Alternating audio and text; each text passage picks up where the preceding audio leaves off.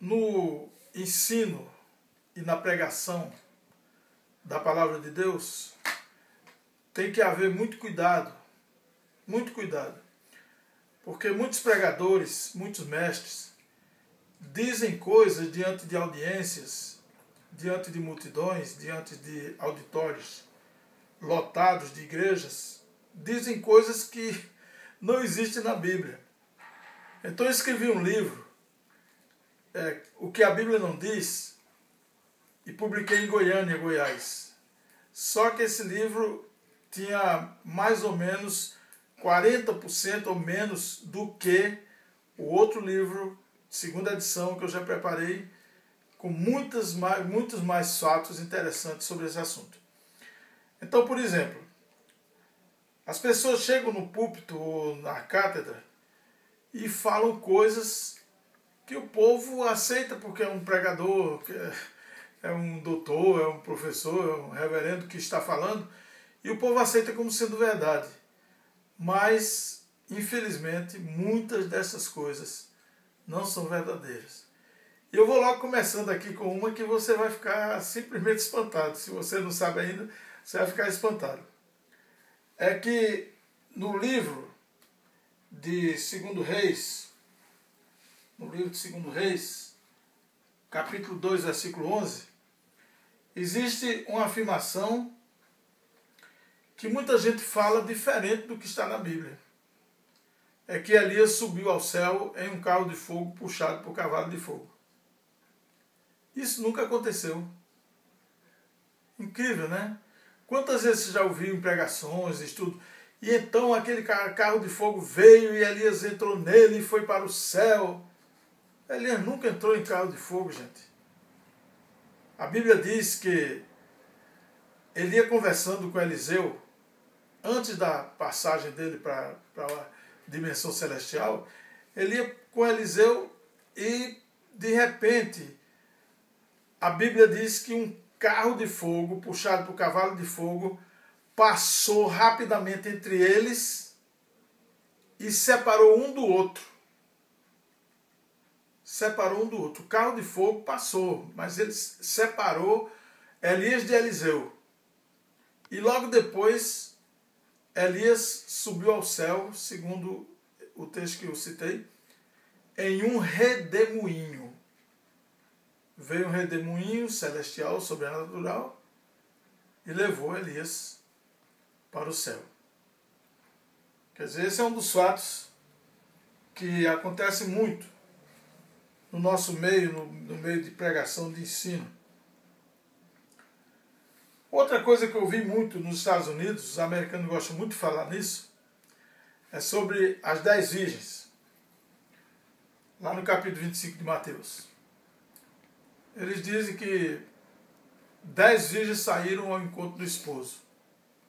5 eram prudentes, ou sábias, e 5 não eram prudentes, eram imprudentes. Por quê? Porque as 5 prudentes levaram azeite consigo com as suas lâmpadas. E as imprudentes levaram só a lâmpada, não levaram azeite. Pois aí os pregadores falam duas coisas absurdas. Primeiro, dizem que 5 dormiram, que eram as imprudentes, e 5 ficaram despertas, acordadas, esperando o esposo. Né? Mas a Bíblia não diz isso não. A Bíblia diz no capítulo 25 de Mateus, tosquenejaram, que essa palavra esquisita significa cochilar, cochilaram todas e adormeceram. Todas adormeceram. É muito importante saber disso, porque isso tem a ver com a nossa passagem para a eternidade. Então, não é que 5 estavam vigiando e 5 não estavam vigiando, não, todas estavam vigiando, mas na hora principal, todas dormiram. Todas dormiram. E de repente, à meia-noite, ouviu-se um grito, eis o noivo sair ao seu encontro. E as prudentes imediatamente pegaram as lâmpadas e colocaram azeite e acenderam. E saíram iluminando o seu caminho com as lâmpadas. Mas as não prudentes acenderam os pavios e começou a acender um pouquinho, né? A luz brilhou um pouquinho, depois começou a apagar. E elas chegaram para para as virgens prudentes, dizer, arranja um pouco do vosso azeite aí para a gente colocar em nossa lâmpada, porque está se acabando, o fogo, né? O lume da nossa lâmpada. Aí as prudentes disseram, ó, não, senão vai faltar para nós e para vocês. Vão atrás dos que os vendem e vão comprar azeite. E quando elas voltaram, estava já a porta fechada, elas não puderam entrar.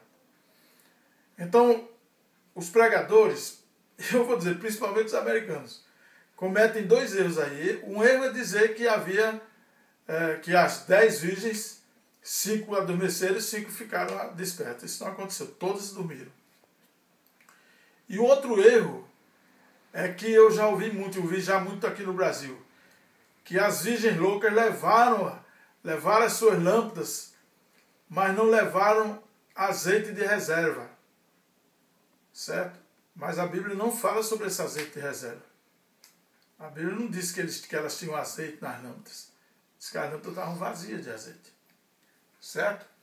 Então isso é mais um erro que é cometido em nossos púlpitos. Certo? Vamos passar a outro. A Bíblia não diz que o grande peixe, a baleia, vomitou Jonas na praia de Nínive. Desculpe que eu cometi um erro aqui dizendo grande peixe. Porque não foi um peixe que engoliu Jonatas. Foi um cetáceo, uma baleia. No grego tem ketakes, que é de onde vem a palavra cetáceo. Muita gente comete esse erro, que é também uma heresia, dizer que Jonas foi engolido por um grande peixe. Certo dia um pregador, até famoso, veio discutir comigo e disse que era impossível Jonas ser engolido por uma baleia, porque a baleia às vezes tem dificuldade até para engolir uma sardinha. Aí eu perguntei para ele, que baleia? Disse, como que baleia? A baleia? Eu digo, não, mas não só existe uma baleia não. Existem várias espécies de baleia. Existe a orca, existe a baleia azul, existe a baleia branca, existem várias qualidades de baleia, várias espécies. E uma delas não consegue quase engolir uma sardinha, mas se Deus quisesse, ela largava a garganta dela. Mas se não foi uma dessas, pode ter sido uma outra. O fato é que ele foi engolido por uma baleia. Nos Estados Unidos descobriram um homem que tinha sido engolido por uma baleia. Ele passou 2 dias no ventre dessa baleia e saiu de lá vivo, semelhante a Jonas. Então, muitas coisas que alguém chega, não, isso é impossível, esse milagre não existiu. Quando a gente vai fazer uma análise na história, quando a gente vai fazer uma análise na atualidade, a gente descobre que muitos casos aconteceram semelhantes, agora, no nosso tempo. Então, Jonas não foi engolido por um grande peixe, mas por uma baleia. E outra coisa, essa baleia, que muita gente prega dizendo que Jonas foi vomitado na praia de Nínive, eu gostaria de informar os amados irmãos que Nínive nunca teve praia. Só passava um riachinho por lá por Nínive. E onde é que a baleia não ia caber nem na metade, a metade da baleia no riacho? Então nunca aconteceu esse fato. O que aconteceu foi que Jonas estava no Mediterrâneo e a baleia o vomitou na praia e ele estava a 337 quilômetros de distância de Nínive e Deus, quando ele saiu do vento da baleia lá na praia, Deus disse, Jonas, levanta-te e vai para a grande cidade de Nínive. Se ele disse vai, significava que ele não estava em Nínive, nem pertinho, ele estava longe. E então ele viajou todos esses quilômetros para chegar na cidade de Nínive, onde ele pregou e o povo se converteu e até os animais fizeram jejum e se vestiram de pano de saco e de cinza.